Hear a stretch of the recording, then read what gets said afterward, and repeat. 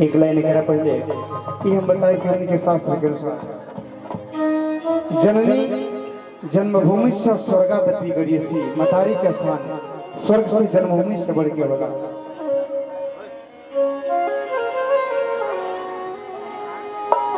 सृष्टि जन्माती अजमाती है दुनिया को,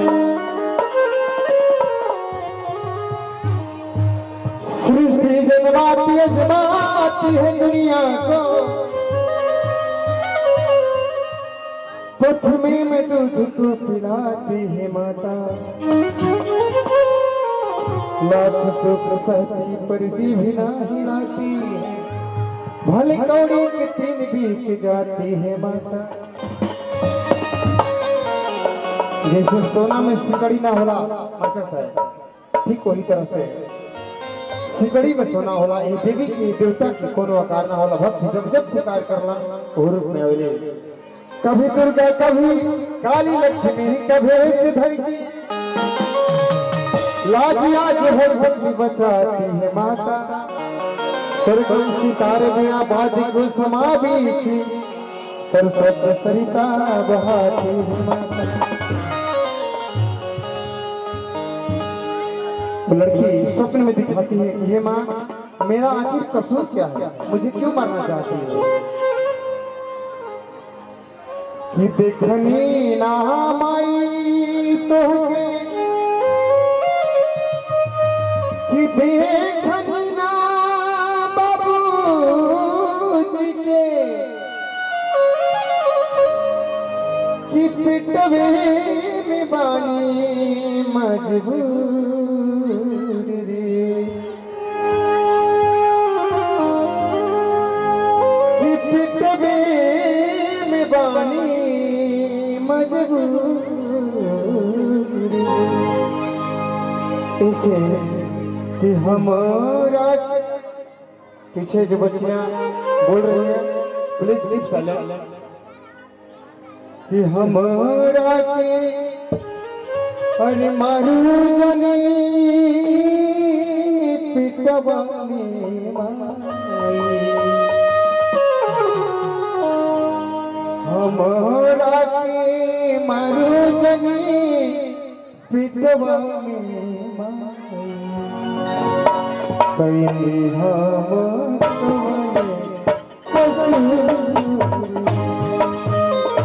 हमारा के मारू जनी पिटवा में माई, कई हम कवने कसूर।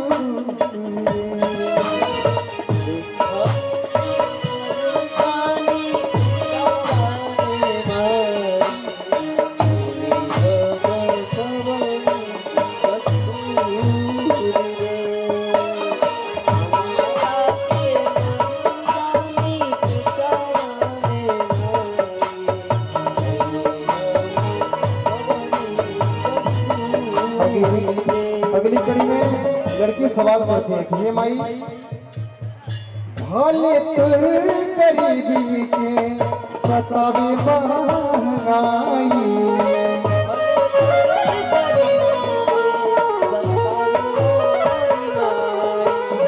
सिर्फ लड़की के महंगाई के चलते, दहेज देवी के चलते मारा जाता है। भले तुर गरीबी के सतावे महंगाई,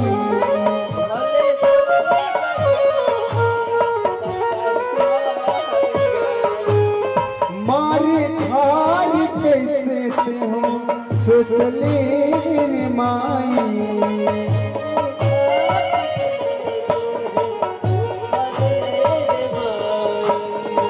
भैया के दूध दिए हमारा के पनिया, भैया के दूध दिए हमारा के पनिया, मान बिना सेब अंगूर, हमारा के मारू जनी पिटवा में माई,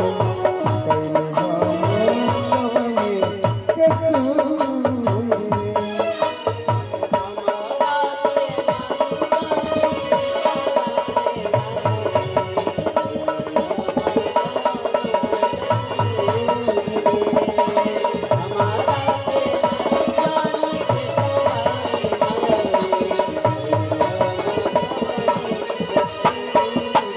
अगली कड़ी में जवाब देती है कि पानी हम अन्हारा घरे बहरा न आई।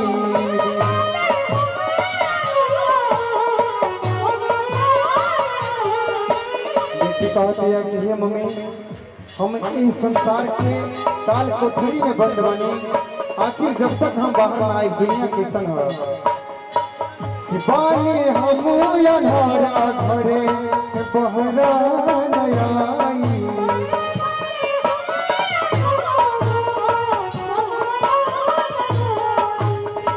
कैसन ये दुनिया देखियो न पाई।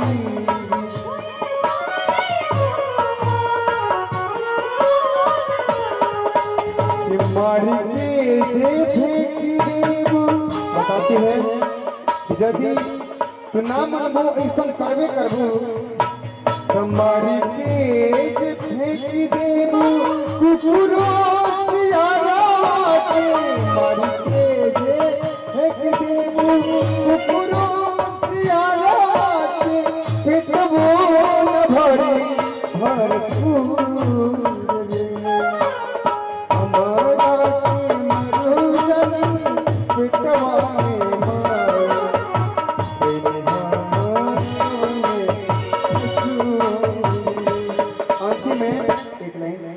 अंतिम लड़की कहती है कि यदि ना मानबू की बात ध्यान से सुन लो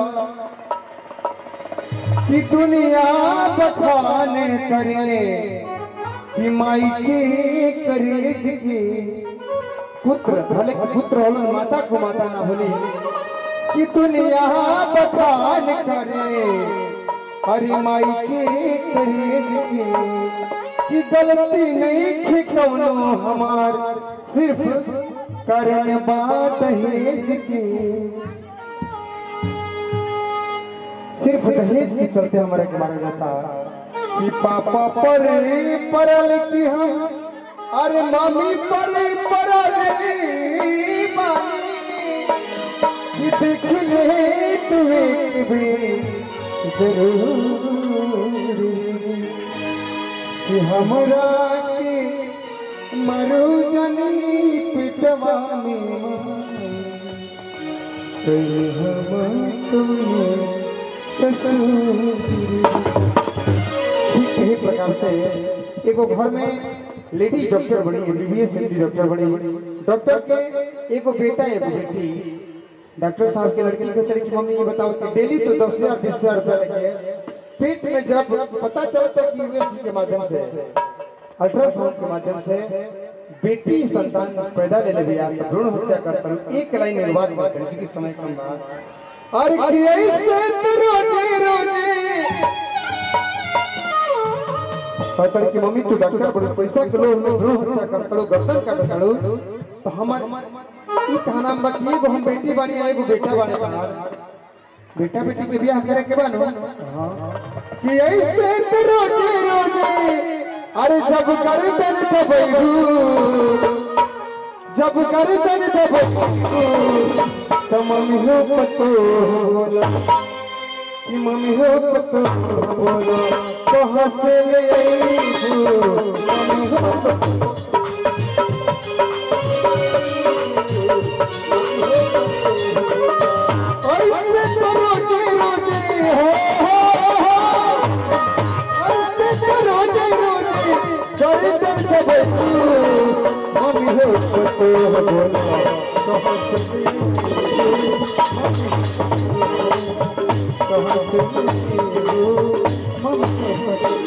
क्योंकि हमने के मुख्य विषय संगीत गावे वाला गाना की कोनो कमी नहीं है। एक लाइन में आप लोगों के पास टाइम बहुत कम है, जाने वाले